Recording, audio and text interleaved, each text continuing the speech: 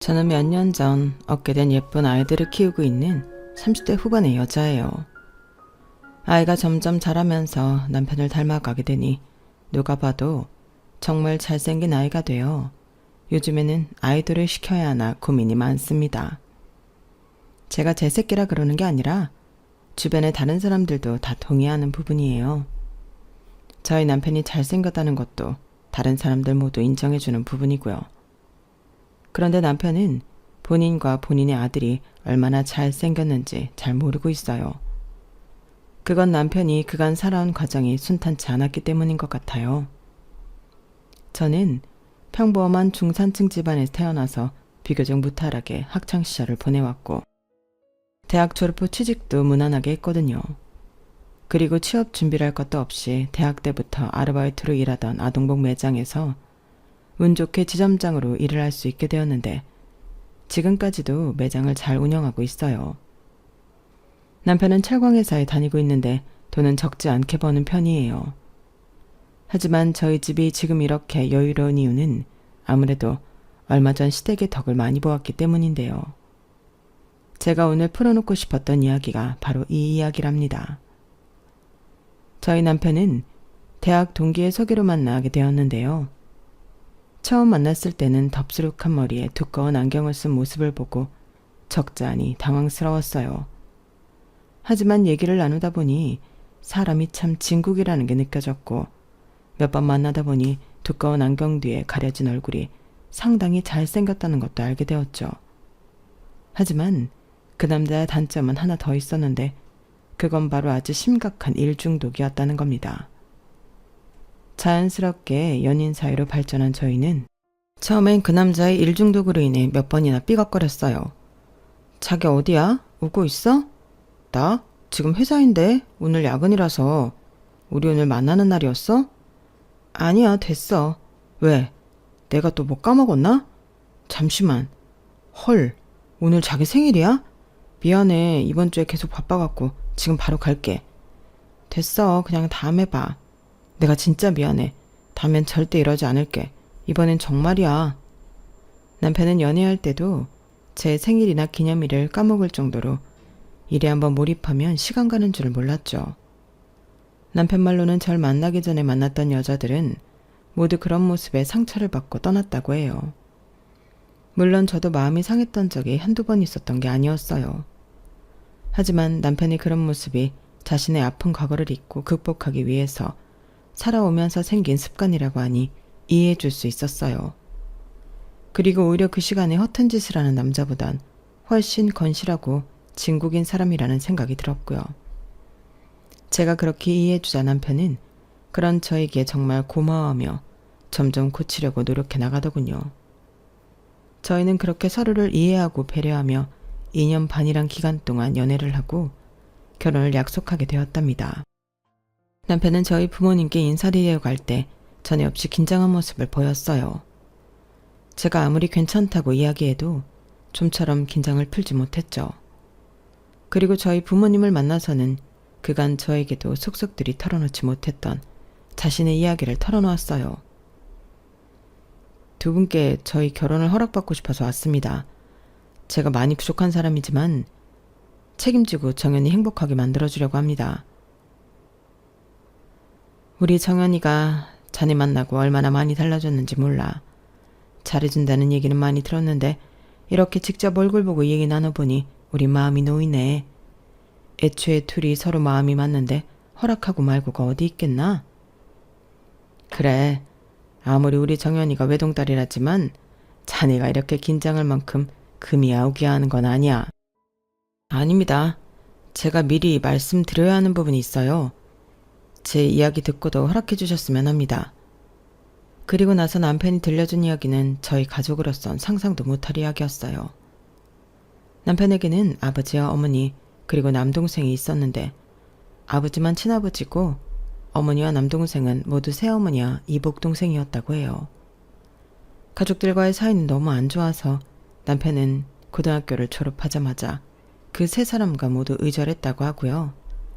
시아버지 되시는 분은 남편이 9살이었을 때 재혼을 했고 그때 데려온 여자가 바로 자신보다 13살이 어린 지금의 시어머니였다고 합니다. 큰 사업을 하느라 혼자서는 집안을 제대로 돌볼 수 없었던 시아버지는 시어머니를 데려오면 돌아가신 남편의 친어머니 역할을 대신 해줄 것이라고 생각했지만 그 여자는 그런 사람이 아니었던 것이죠.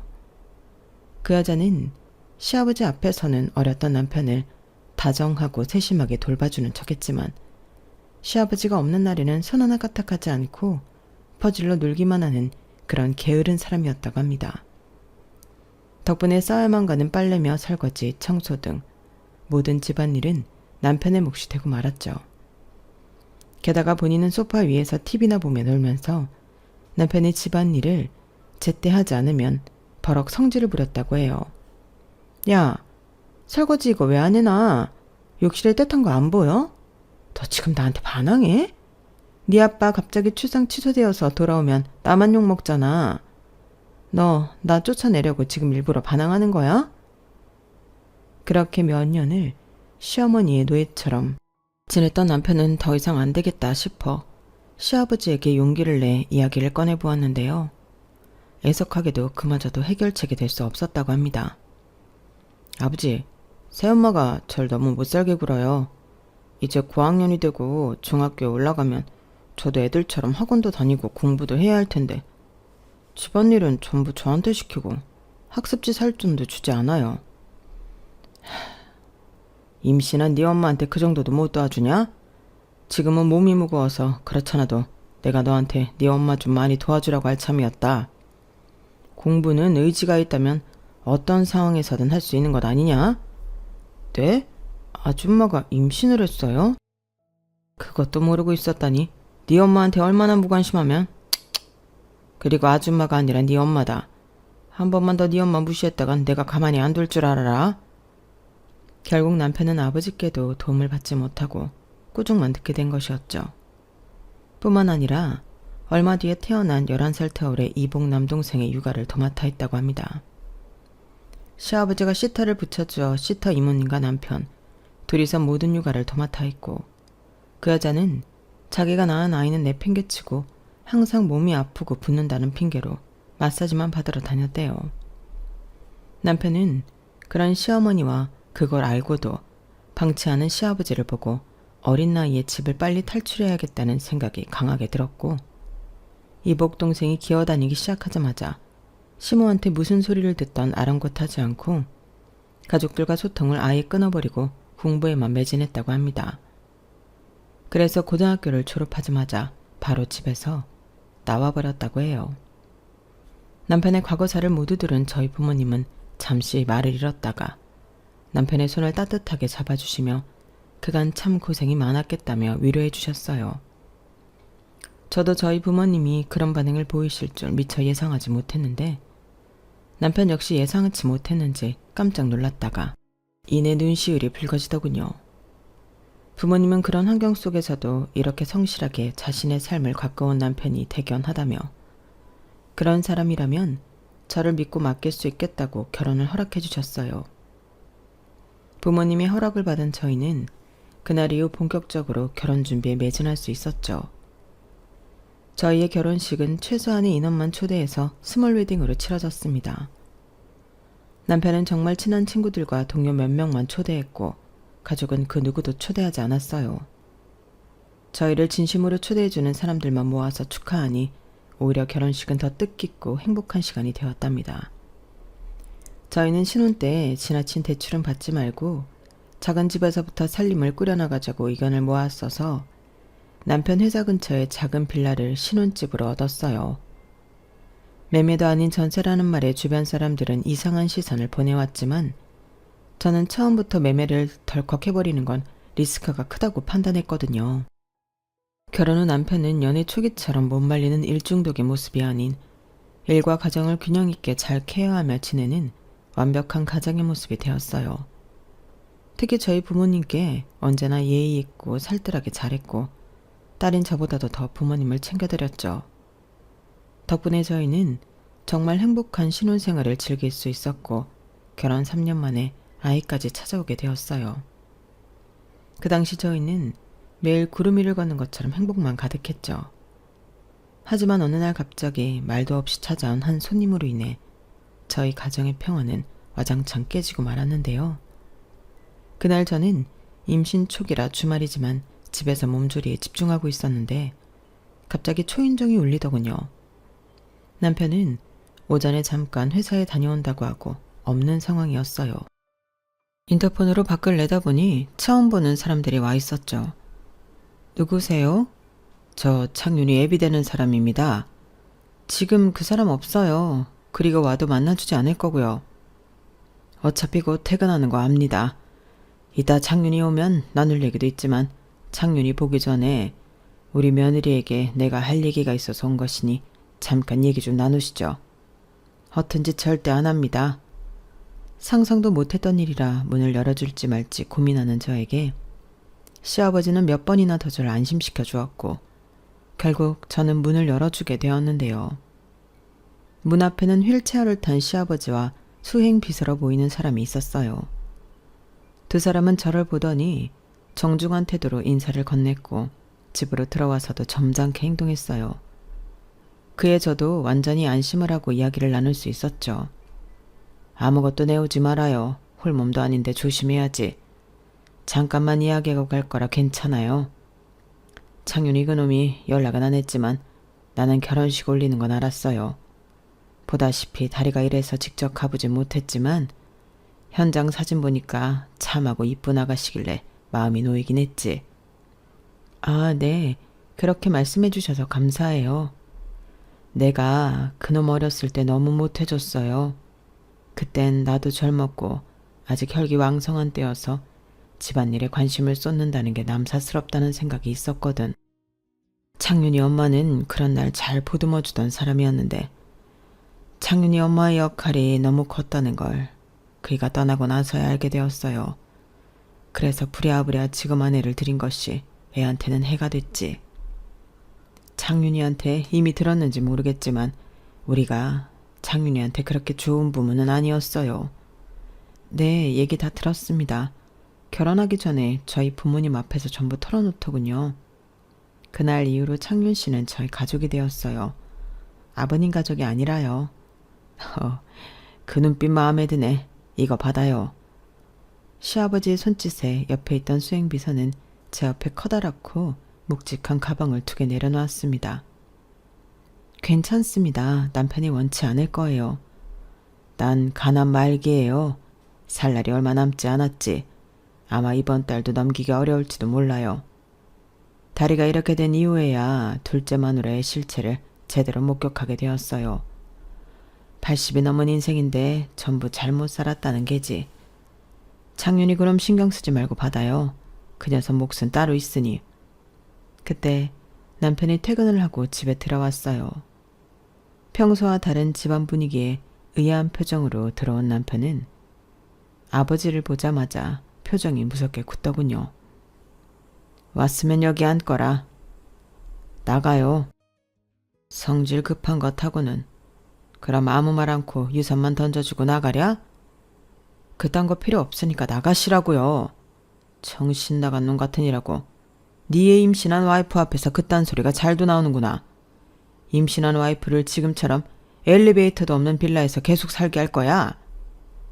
저랑 있을 땐 온화하게 그지없던 시아버지는 남편에게 버럭 호통을 치셨어요.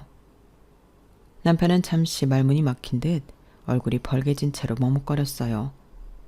하지만 끝내 저희가 앉아있는 곳으로는 오지 않더군요. 시아버지는 그 모습을 보더니 휠체어를 돌려 남편을 마주보고는 말했어요. 네 애미랑 동생이 분명 가만히 있지 않을 거다. 변호사 명함은 며느리에게 이미 넘겼으니 적극적으로 대응하도록 해. 치지 마라. 알겠어? 이제 곧 애비가 된다는 놈이 아직도 지 감정에 치우쳐 뭐가 가족들을 위한 건지 판단도 제대로 못하고. 그게 아버지가 할 소리예요? 나처럼 되지 말라는 거다 이놈아. 시아버지는 그 말을 끝으로 집을 나가셨어요. 시아버지가 가고 나서 남편은 저를 제대로 보지도 못하고 어쩔 줄 몰라 했죠. 저는 시아버지의 마지막 말을 듣고 저에게 남겨준 가방들을 살펴보았는데요. 그 안에는 4억 원어치 현금 따발과 골드바 12억 원어치 달러로 가득했어요.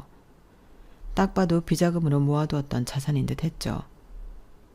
그 돈들 맨 위에는 작은 명함 지갑이 하나 있었는데 거긴 시아버지 말처럼 변호사 명함이 여러 장 들어 있었어요.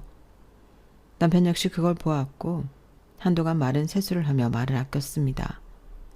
일단 저는 자리를 정리했고 남편은 조용히 밖을 나가더군요. 남편은 제가 임신한 이후로 담배를 손에 대질 않았는데 밖에서 한참 동안 줄담배를 피다 들어온 듯 했어요. 담배 폈어? 냄새나? 동네를 2바퀴 돌았는데 미안. 괜찮아. 지금 그게 중요한 게 아니잖아. 나는 이 돈 받았으면 좋겠어. 아버님이 유산을 물려주신다면 그것도 받는 게 좋을 거라 생각해. 당신 새엄마랑 이복동생은 못된 사람들이라며. 다 받아서 우리가 1원 한 푼 안 쓰고 전부 기부하더라도 나는 우리가 이 돈 받는 게 맞다고 생각해. 물려받은 돈들을 어떻게 쓸지는 당신 의견에 100% 따를게. 대신 아버님 말처럼 지지만 마. 남편은 알겠다며 대답했어요. 그리고 저희는 일단 그 돈을 그대로 보관만 하고 있었죠. 2달 후 시아버지가 돌아가셨다는 부고를 듣게 된 저희는 무거운 마음으로 장례식장을 갔습니다. 들어가 보니 남편의 계모와 이복동생이 있더군요. 누가 보아도 모자지간인 걸 알 수 있을 만큼 둘이 붕어빵처럼 닮아 있었죠. 2 사람은 멀쩡한 얼굴로 상주복을 입은 채 치킨을 뜯어먹다가 저희를 발견하고는 다짜고짜 목에 핏대를 세우며 소리를 지르기 시작했어요. 저 도둑놈의 새끼, 너 잘 만났다. 그 늙은이를 어떻게 구워 삼았길래 유산을 전부 가로채가? 내가 너 만나면 아주 반쯤 죽여넣으려고 벼르고 있었는데 이게 아주 뻔뻔한 낯짝으로 들어오네? 그동안 손에 물 한 방울 안 묻히고 떵떵거리면서 살아온 게 누구 덕인데 당신이야말로 무슨 낯짝으로 그딴 소리를 해? 소란 피우지 말고 뜯던 닭다리나 마저 뜯어. 저쪽 방으로 가서. 누가 볼까 쪽팔려 죽겠네. 너 내가 법적으로 제대로 따지고 될 거야. 제대로. 그간 그 늙은이 뒤찰떡거리 해준 세월이 몇 갠데 고작 집 한 채 던져주고 내 뒤통수를 쳐? 독사 같은 늙은이 같으냐고. 내가 너희 부자의 계략에 그냥 놀아날 줄 알아? 각오 단단히 하고 있어. 내 목도 우리 창석이 목도 전부 되찾아올 거니까. 남편은 난리를 치는 계모를 무시하고 제가 무사히 인사를 드릴 수 있게 해주었고 인사를 마치자마자 바로 저를 집으로 보냈어요. 태교에 영 좋지 않은 것 같다며 돌려 말했지만 남편의 계모와 이복동생으로부터 절 보호하려는 행동이란 걸 눈치채고 저도 얌전히 집으로 돌아왔죠. 이틀 뒤 장례를 전부 마친 남편은 지친 얼굴로 집으로 왔어요. 그리고 바로 다음 날부터 예고된 대로 계모에게서 소송이 걸려왔습니다. 저희는 시아버지가 미리 남겨주었던 변호사 명함을 찾아 전화를 했어요. 2명에게만 전화를 했는데도 6명의 변호사들이 알아서 모이더군요. 전부 명성이 대단한 변호사들이었고 저희에게 비용은 이미 계산되어 있다며 곧바로 소송에 대응하기 시작했죠. 저희는 그렇게 돈 한 푼 들이지 않고 소송을 진행하게 되었고 약 반년 만에 그 여자는 저희 쪽에 먼저 소송을 취하하겠다는 연락을 해왔어요. 본인이 먼저 2손 2발 들고 물러나면서 사건이 종료되었으니 저희는 이제는 그 사람과 엮일 일이 더 이상 없을 거라 생각했죠. 그런데 이게 웬걸? 그 여자로 인한 사건 사고들은 그때부터가 진짜 시작이었던 거예요. 비싼 변호사비만 탕진한 시몬은 그때부터 타겟을 저로 바꿨는지 대놓고 집요하게 저를 괴롭히기 시작했습니다. 당시 출산을 한 직후였던 저는 육아휴직을 내고 집에서 애를 보느라 밤낮을 정신없이 지내고 있었는데요. 아이를 잠시 눕히고 부랴부랴 세탁기를 돌리고 있는데 갑자기 예고도 없이 초인종이 막 울리기 시작하는 겁니다. 인터폰을 보니 남편의 계모였어요. 하도 초인종을 눌러대니 아이는 울고 인터폰으로 대화하려고 해도 자꾸만 문을 두드리고 난리를 치니 결국 문을 열고 나갈 수밖에 없었죠. 무슨 일이세요? 아니 지금 다짜고짜 찾아와서 뭐 하시는 거예요? 아니 너 이번에 출산했다며? 그래도 며느리가 출산했다는데 내가 도움을 좀 줘야 하지 않겠어? 시어머니 된 도리로 말이야. 그게 무슨... 예, 여기 애 키울 때 기저귀만큼 많이 필요한 게 없어. 받아. 그 여자는 막무가내로 절 밀치고 집 안으로 들어서더니 저는 거들떠 보지도 않고 작은 기저귀 패키지가 담긴 봉투를 억지로 안겨주더군요. 저는 살면서 그 여자처럼 그렇게 막무가내이고 뻔뻔한 사람은 처음 봤어요. 그래서 벙찐 채로 어버버 하고 있을 수밖에 없었죠. 물론 하도 잠을 제대로 못 자서 빠릿빠릿하게 반응을 못한 것도 있긴 했고요. 그런데 그 여자가 그렇게나 상식 밖의 행동을 할 줄은 꿈에도 몰랐어요. 어떻게 바로 알았는지 저의 아들 방으로 가서 무작정 아이에게 손을 뻗는 겁니다. 저는 품에 있던 기저귀도 내던진 채 기겁을 하고 계모를 막아섰죠. 지금 뭐 하는 거예요? 너 애 보느라 허리도 아프고 잠도 제대로 못 잤을 거 아니니? 내가 애 좀 봐줄 테니 어여 쉬어. 됐어요. 손톱을 그렇게 요란하게 놓고 무슨 애를 본다고 하시는 거예요? 당장 나가세요. 예, 내가 애를 아무렴 너보다 잘 보지 않겠어? 손톱이야 애 안 긁히게 잘 요령껏 안을 테니 걱정 말어. 굳이 비싼 돈 주고 시터 구할 바엔 내가 봐주겠다 이거야. 저희 애한테 손대지 마시라고요. 그리고 무슨 시터예요? 저희는 시터 구할 생각 없어요. 어머, 그럼 그 돈 들고서 뭐하러 육아를 손수하려고 하니? 내가 시터 해줄게. 일당은 100만 원씩만 주려무나. 뭐라고요? 웃기는 소리 하지 말고 당장 나가요. 저 기저귀도 필요 없으니까 가져가세요. 그 여자는 큐빅을 잔뜩 붙인 길고 새빨간 손톱을 하고선 태어난 지 100일도 안 된 저희 아들을 안겠다고 어거지를 썼고 오늘치 비용만이라도 100만 원을 달라며 떼를 쓰기 시작했어요. 머리끝부터 발끝까지 화려한 명품을 치덕치덕 발라놓고 100만 원을 달라고 떼를 쓰는 모습이 얼마나 괴기스러웠는지 모릅니다. 결국 저는 남편을 부릴 수밖에 없었고 남편은 제 전화를 받자마자 한달음에 집으로 달려왔습니다. 엄청나게 분노한 남편은 그 여자를 보자마자 멱살을 붙잡고 그대로 현관 앞까지 끌고 갔어요. 당장 안 나가? 지금 이게 무슨 망나니 같은 짓이야? 니네는 어쩜 그렇게 날 이상한 사람 취급하니? 내가 선의로 애 좀 봐주겠다는데 너 네 아빠한테 받은 돈 어차피 쓸 줄도 모르잖아. 내가 애도 봐주고 용돈도 타가서 쓸 때 쓰겠다니까. 이 여자가 진짜 노망이 들었나? 다신 찾아오지 마. 알겠어? 다음번엔 이번처럼 곱게 말로 안 끝날 줄 알아.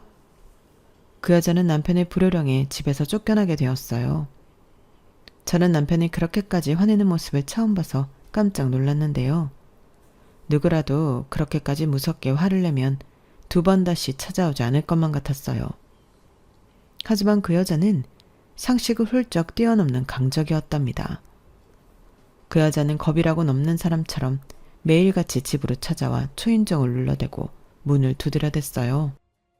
덕분에 아이는 겁에 질려 끊임없이 울어댔고 가뜩이나 힘들고 예민했던 저는 피가 마르는 것 같았어요. 그 당시 살던 집은 저희에게 여러 여건이 맞아서 2년 전세로 재계약을 한 지 1년이 막 되던 참이라서 당장 이사를 준비하기도 힘들었거든요. 게다가 아이까지 있어 갑자기 새 집으로 옮긴다는 게 까다롭기도 했고요. 그런데 그런 상황에 그 여자가 자꾸 집에 찾아와 사람을 못 살게 구니 돌아버릴 것만 같았어요. 그래서 하루는 저도 어른이고 뭐고 그냥 이판사판이라는 생각으로 무작정 소금통을 들고 집 밖으로 나가서 싸우기 시작했습니다. 남의 집 앞에서 대체 이게 뭐하는 짓이에요? 당장 안 꺼져요? 얌전히 말로 해주니까 우리가 우스워 보여요? 아이고 소금을 들고 나왔네? 나한테 뿌리려고? 뿌려 그럼. 난 그 길로 경찰서 가고 병원도 가고 니네한테 돈 뜯어내면 되니까. 뭐해? 얼른 뿌려. 기가 차서 정말. 그럼 당신이 남의 집 허구한 날 찾아와서 행패 부리는 건 불법이 아닌 줄 알아? 남이라니. 내가 엄연히 네 CM이야. 어디서 말을 함부로 놀려? 저희가 옥신각신 언쟁을 하고 있는데 마침 남편이 오더군요. 안 그래도 남편이 계모가 또 찾아올까봐 틈틈이 반차를 쓰고 집에 오던 차였거든요. 그런데 간사하게도 그 여자는 남편을 보자마자 꼬리를 착 내리는 겁니다. 그러더니 이번에는 아주 징징거리기 시작했어요. 그걸 실시간으로 목격한 저는 뭐 이런 여자가 다 있나 싶어서 소름이 끼칠 정도였죠. 아줌마, 노망 났어? 이게 지금 뭐하는 짓이야? 얘, 네 동생 이번에 결혼하는 거 알고 있니? 지랄하네. 빨리 안 꺼져? 누가 내 동생이야? 그리고 그 자식이 결혼하든 말든 나랑 무슨 상관이야? 우리는 그 오랜 시간 다리도 못 쓰게 된 네 아빠 뒤치다꺼리 하면서 지내고도 유산 한 푼을 못 받았는데 어떻게 그렇게 말할 수가 있니? 없는 살림에 결혼하려니까 얼마나 빠듯하고 힘든지 몰라. 네 아버지 유산 정말 어마어마하잖니. 우리 아들 장가 보내는 게 돈 좀 보내줘. 그러면서 울기 시작했는데 그동안 하도 그 여자한테 지독하게 당해서인지 불쌍하다는 생각은커녕 아주 가지가지한다는 생각만 들었어요. 남편 역시 같은 생각이었는지 더욱 질색을 하며 그 여자를 쫓아내버렸죠. 하지만 그 정신 나간 여자는 끈질기게도 저희를 괴롭혔어요. 나중에 남편한테 들어보니 그 여자가 따로 연락해서 1억을 요구했다는데 남편은 들은 척도 하지 않았다고 하더군요. 그리고 남편은 최대한 빠르게 이사를 할 수 있는 방안을 찾아보려고 노력했어요. 하지만 현실적으로 당장 하루 만에 이사를 가지 않는 이상 그 여자의 괴롭힘에서 벗어날 수는 어려웠고 결국 인내심이 바닥난 저는 남편에게 제대로 히스테리를 부렸습니다. 그 미친 여자 그냥 몇 푼 지어서 보내버리면 안 돼? 뭘 더 기다리라는 거야? 근데 또 그렇게 돈을 한번 지어주면 그 여자는 분명 다음번에 더 끈질기게 행패를 부릴 거야. 절대 안 끝날 거라고. 아버지가 저번에 명함 남겼던 변호사랑 얘기 중이니까 조금만. 그건 이사를 가고 나서 생각하면 되잖아. 일단 이 상황만이라도 모면을 하자고. 당장 해결할 방법이 있는데 왜 안 하는 거야? 내가 하루하루 그 미친년 때문에 노이로제 걸릴 것 같아. 당신은 애 생각은 안 해? 애가 잠이 들만하면 그 미친년이 와서 난리를 피우는데 애가 얼마나 스트레스 받는지 아냐고. 제가 버럭 성질을 부리니까 남편은 잠시 조용히 있다가 알았다고 이런 일 겪게 해서 미안하다며 저를 달랬어요. 그리고 그 자리에서 바로 계모한테 전화를 걸어 1,000만 원을 보내줄 테니 그만 찾아오라고 얘기했죠. 시아버지한테 받은 유산이 엄청났기 때문에 사실 그 정도는 큰 돈이 아니었어요. 그 여자도 그걸 알았는지 1,000만 원은 너무 적다며 돈을 더 달라더군요. 그 말에 남편이 살벌한 목소리로 그 1,000만 원 내가 아줌마 분 풀릴 때까지 때려주고 합의금으로 주는 수가 있어. 그 돈 그냥 받아갈래? 합의금으로 받아갈래? 라고 으름장을 놓으니 그제서야 알겠다며 얌전히 그 돈을 받아갔어요. 그러더니 정말 그 다음 날부터 저희 집으로 발길을 뚝 끊었죠. 겨우 정상적인 생활을 되찾은 저희는 그제서야 좀 쉴 수가 있었어요. 남편은 그동안 계속 이사갈 집을 알아보다가 드디어 괜찮은 매물을 알게 되었고 다행히 집 주인과도 합의가 잘 되어 저희는 고생 끝에 제대로 이사 날짜를 잡을 수가 있었답니다. 새 집을 구할 때 무엇보다도 보안을 중시했기 때문에 아무래도 고가의 아파트에 들어갈 수밖에 없었는데요. 그때 놀며 겨자 먹기로 큰 지출을 감내한다고 생각했었는데 지금 생각해보면 좋은 아파트에 좋은 조건으로 정말 운 좋게 들어오게 된 거였어요. 전에 살던 사람들이 있어서 저희는 3개월 후에 이사를 하기로 날짜가 확정되었고 불청객도 사라지니 마음의 여유가 생기기 시작했어요. 아이는 다행히 건강하게 잘 자라고 있었고 이사 날짜만 기다리던 저는 문득 궁금증이 생겨 남편에게 물어보았어요. 근데 결혼식은 했대? 이번 달에 한다고 했으니 아마 끝났을걸? 오늘이 말일이잖아.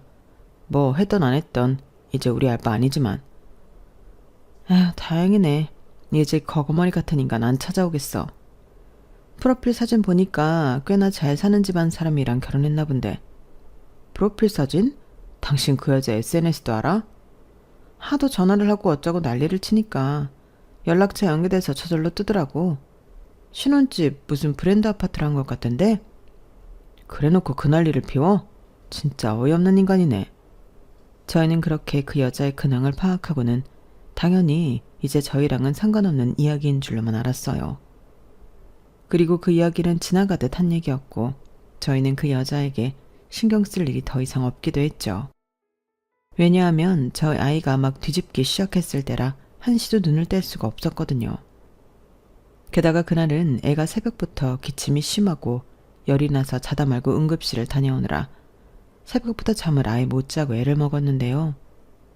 다행히 병원을 다녀오니 오전 중에는 열이 어느 정도 잡혀서 새근새근 잘 자기 시작했어요. 그 모습을 보고 저도 모르게 애 옆에서 까무룩 잠이 들었던 것 같네요. 어느 순간 TV 소리에 잠이 깬 저는 소스라치게 놀랄 수밖에 없었는데요. 원래 저는 TV를 보지 않는 편이거든요. 특히나 아이를 출산한 후에는 TV를 제 손으로 틀었던 적이 한 번도 없었고 남편 역시 TV를 즐겨보는 사람이 아니었습니다. 그런데 그런 소리가 나니 번쩍하고 잠이 깼었던 거죠. 곧바로 거실로 나가본 저는 기함을 하고 놀랐는데 거실 소파에 남편의 계모가 앉아 낄낄거리며 TV를 보고 있는 것이 아니겠어요? 그 여자는 놀라서 온몸이 굳어진 저를 보고도 태연하더군요. 어머, 일어났니? 이게 무슨... 저희 집엔 어떻게 들어왔어요? 뭘 어떻게 들어와? 너희가 비번 알려줘서 들어왔지. 저희가 언제요? 일부러 내 앞에서 비번 다 보여주면서 누른 거 아니었어? 가만히 있어봐. 그게 중요한 게 아니고 내가 그동안 너한테 너무 미안했다. 사과 의미로 이렇게 애기 옷도 사왔어? 잠시만. 그 여자는 소파 옆에 있는 집채만한 캐리어 3개 옆에 놓여진 작은 쇼핑백을 들고 오더니 저에게 건네주었어요. 아무 일도 없었다는 듯이 누가 보면 정말 사이좋은 시어머니와 며느리라고 착각할 정도로 상냥하게 구는 모습을 보니 저는 이 여자가 미쳐도 단단히 미쳐있는 것 같아 무섭기까지 했죠. 이 짐들은 다 뭐예요? 뭐긴 이제 너희랑 같이 살려고. 원래 시어머니는 맏며느리가 돌보는 거라고 하잖아. 원래 있던 집은 둘째 아들 장가 보내는데 좀 보태느라 처분했고 나한테 남은 건 이게 전부야. 참 불쌍하지 않니? 땡땡 브랜드 아파트 산 거 다 알아요. 대체 저희한테 왜 이러시는 거예요? 어머, 그게 네 집이겠니? 네 잘난 동서집이지. 우리 아들이 살면서 제일 잘한 게 이번 결혼이야. 무려 연봉 2억인 여자를 물어왔지. 그 집안은 또 얼마나 잘 살고 그런 집에 장가 보냈는데 구세금 맞춰야지 않겠어? 그래서 좀 무리를 하긴 했어. 그래, 전에 너희에게 큰 잘못 저질렀던 거 안다. 그리고 둘째한테 해준 만큼 너희한테 해주지 못한 것도 미안해. 이제부터 내가 같이 살면서 너희한테 정말 잘해줄게. 일단 안방부터 비워주겠니? 전혀 대화도 안 통하고 게다가 이렇게까지 하는 그 여자가 저에게 무슨 짓을 할지 모른다는 생각마저 드니 더 이상 뭐라고 대꾸하기도 무서워지더군요. 그래서 저는 말없이 그 여자에게 안방 키를 쥐어주고는 그 여자가 의기양양하게 캐리어를 낑낑거리며 안방으로 옮기느라 정신없는 사이 아들을 데리고 나와버렸어요. 어차피 정말 중요한 것들은 따로 보관하고 있었기 때문에 그 여자가 아무리 안방 안을 뒤진다고 해도 뺏길 일이 없었거든요. 저는 일단 주차장에 주차되어 있는 저희 차 안에 들어온 뒤 남편에게 연락을 해 이 상황을 알렸습니다. 그러자 남편은 곧바로 회사에서 집으로 달려왔어요. 하지만 놀랍게도 혼자가 아니었습니다. 전에 저도 얼굴을 한번 본 적이 있었던 시아버지의 수행비서와 함께였죠. 남편은 시아버지의 수행비서와 집으로 들어간 뒤 약 20분 만에 나왔어요. 한 손에 계모를 붙잡은 채로 말입니다. 이상하게 그 여자는 순순히 남편과 수행비서를 따라 걷더군요. 그리고 저에게 이런 문자가 왔어요. 이제 얼른 들어가서 쉬어. 이제 정말로 끝낼 테니까. 그동안 당신 힘들게 해서 너무 미안해. 다시는 이런 일 없을 거야. 나도 금방 다시 들어갈게. 저는 남편의 문자를 보고 그제서야 집 안으로 들어가 아이와 함께 쉬며 남편을 기다렸습니다. 그 여자가 남기고 간 집채만한 캐리어들은 전부 집 밖으로 아무렇게나 던져버렸죠. 남편은 해가 다진 후에야 겨우 집으로 돌아왔어요. 저는 소파에 기대에 잠깐 눈을 붙이다가 남편이 들어오자마자 후다닥 가서 상황을 물어보았는데요. 어떻게 됐어? 아버지 비서분의 도움을 좀 받았어.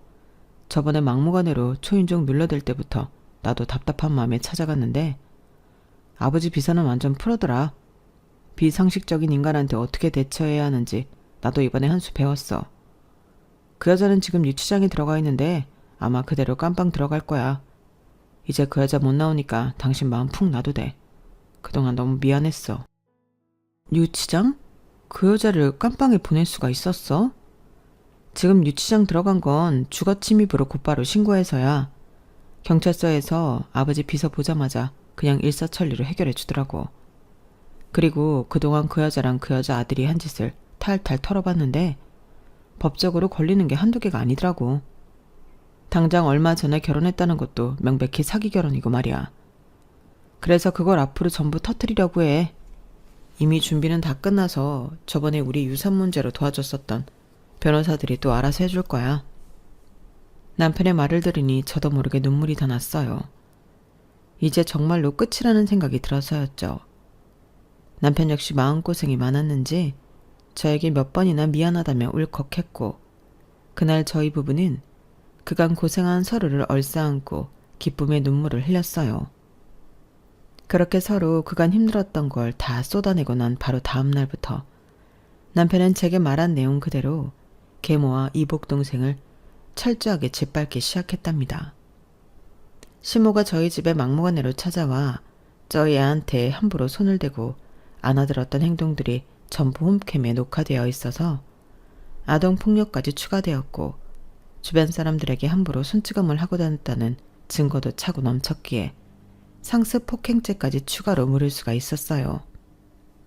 그리고 본인 아들과 함께 사기죄까지 뒤집어 쓰게 되었죠. 그 아들 역시 불법 도박을 하고 불건전한 매장에 들락거리는 등 질이 너무 나쁜 사람이었더군요. 아들 역시 상습 폭행은 기본이었고 파면 팔수록 못된 짓만 하고 다닌 정황들이 드러났어요. 그전에는 시아버지 돈으로 어떻게든 빠져나갈 수 있었겠지만 이제부턴 그 죗값을 앞으로는 아주 혹독하게 치르게 되었죠. 물론 저희 측에서 할 수 있는 한 많은 죄를 고발한 것도 있었지만 그 두 모자가 죗값을 제대로 치르게 된 데는 다른 이유도 있었는데, 바로 얼굴도 모르는 제 동서의 집안이 모두 판검사들로 가득한 집안이었던 것이었어요. 나쁜 짓을 그렇게 저질러 놓고도 겁도 없이 판검사 집안에 장가를 가려고 하다니 아주 자승자박이 따로 없는 모양새라 그렇게 통쾌하고 고소할 수가 없더군요. 저희 가족은 그 사이 새 집으로 이사를 마쳤답니다. 아파트 보안이 굉장히 좋은 곳이라 아이를 키우기도 좋고 주민 편의시설도 잘 구비되어 있어서 아파트 내에서 생활하기도 매우 좋은 곳이라 만족하며 지내고 있어요. 남편은 그동안의 일이 저에게 상당히 미안했는지 전보다도 더 저에게 잘해주고 있는데 언제까지 갈지 두고 보는 중입니다. 그리고 이제는 시타님도 한 분 구해서 육아를 분담하니 전보다는 저도 살 것 같네요. 그동안은 남편도 저도 큰돈을 써본 적이 없으니 시아버지의 유산을 어떻게 써야 할지 막막하고 두렵기만 했는데, 시아버지의 비서님 말처럼 저희 아들을 잘 키우는 데 써야겠다고 마음을 먹으니 이제 모든 게 명확해진 느낌이에요. 저희 부부는 앞으로도 우리 아들을 잘 키워내고 저희 가족이 항상 행복할 수 있도록 건강도 챙기고 경제 공부도 챙길 계획이랍니다. 그리고 무례한 사람에게 어떻게 칼같이 대항하는지에 대해서도 배워나갈 예정이고요. 앞으로 다시 남편의 계모 같은 사람에게 당하지 않을 겁니다. 지금까지 제 이야기를 들어주신 분들께 모두 감사드립니다.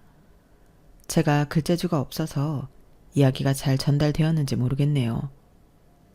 여러분도 여러분의 인생에서 상식적이지 않은 행동을 하거나 무례한 사람을 만난다면 아주 칼같이 선을 긋는 걸 배워나가시기 바래요.